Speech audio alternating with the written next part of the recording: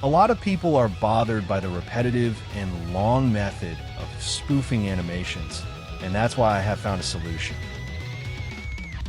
Firstly, join this group, link in description.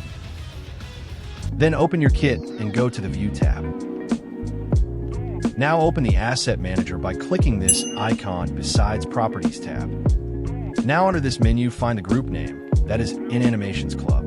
Click on it now. It will display all the animations that you guys can use as members of my group. It has Blue Lock Rival Series Part 1 and Part 2 and Part 3 animations, as well as Kit V3 and Kit V2 animations.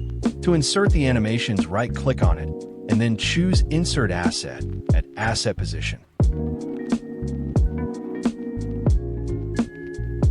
There you go. It will contain all the animations inside a folder, and you won't have to spoof them since you can use them as members of the group. Alright folks, that is up for today's video. We're so close to 1,000 subs, so please subscribe for more awesome videos, and let me know in the comments if it helped you or not.